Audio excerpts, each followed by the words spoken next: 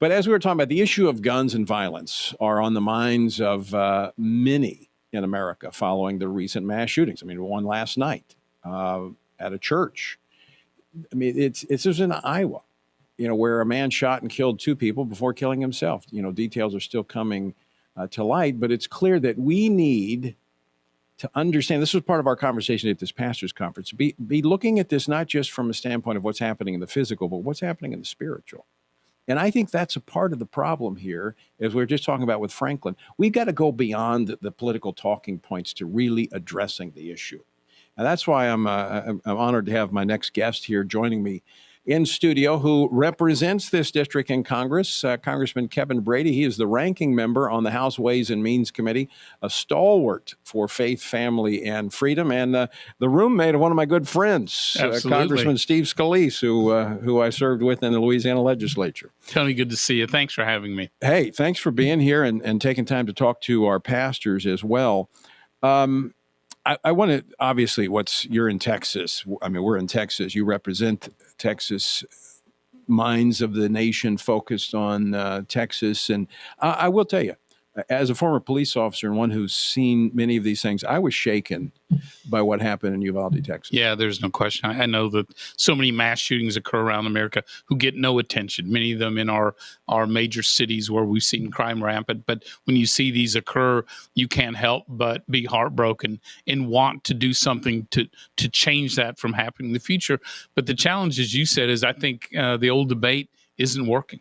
I think we need to acknowledge there are real socioeconomic, cultural issues here. And it seems to me, not every shooter, but certainly there are so many that fit this pattern that feels like their family is broken, their life feels broken, they're isolated, they're angry, they're hateful. And I just think unless we address that as a country, and I think faith, and access to faith can play such a big role in this. But unless we get beyond, as you said, those old political debates, we're really not gonna see the change we want. Yeah, I mean, because we know gun control doesn't work. It doesn't. I mean, Washington, D.C. has some of the strictest gun control laws in the nation. We had a shooting in our building. One of our people were shot. Yeah, I think of the 8 deadliest cities in America, 7 of them are in model gun control states. Yeah. Now, what they say, well, we need gun controls in the neighboring states because those guns are coming from other states. Yeah, it's the truth of the matter is in most of those cities, this is criminal gangs,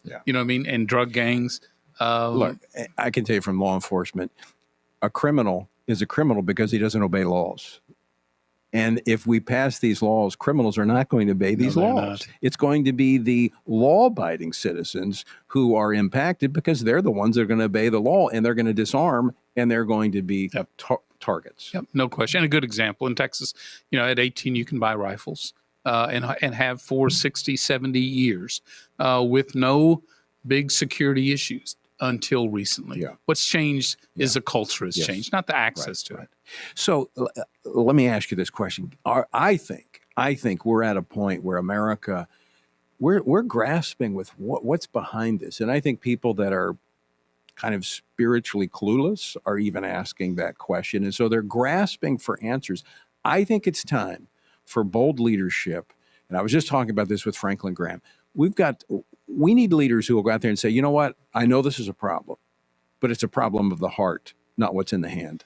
No question about it. And I think I've come to the conclusion that isolation kills. Yeah. We saw during COVID. We know that. Yeah, we know that for a fact. But I think it plays a role in these shooters. They are isolated, and somehow we have to find a way to break through. And there is a role we know from prison ministries.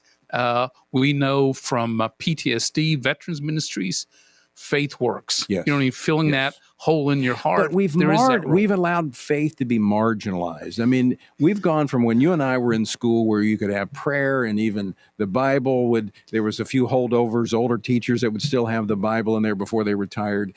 But now students are punished.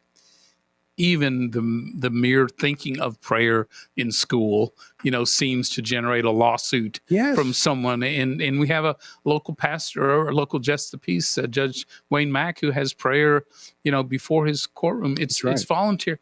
He's been attacked for years for just that religious freedom. And it is very frustrating. And I think as a result, even more recently, we've seen these attacks on pro-life, organizations, on churches here in Houston, Holy Rosary Church, as a matter of fact, intimidation, Supreme Court justices, even the mere participation in faith seems to draw these violent attacks. And I wish the president would speak out on that from time to time as well. I go back to this often because it was studied for years, and that was George Washington's farewell address to the nation, where he talks about these two pillars that lead to our peace and prosperity: religion and morality. And he said, don't think you can have morality without religion.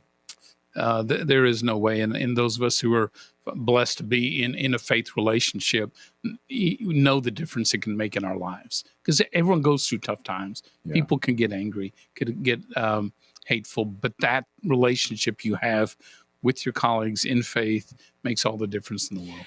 I'm not going to get to the economy because we're about out of time. I wanted to talk to you about the economy, but I just want to ask you this quick question. Are we at a point among the Republican leadership that we may see some bold pushback to the left?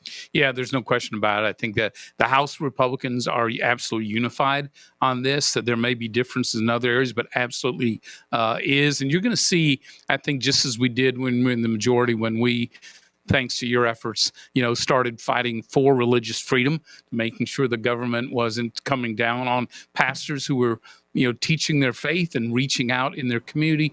You're going to see more of that in a big way, I think, under our Republican House.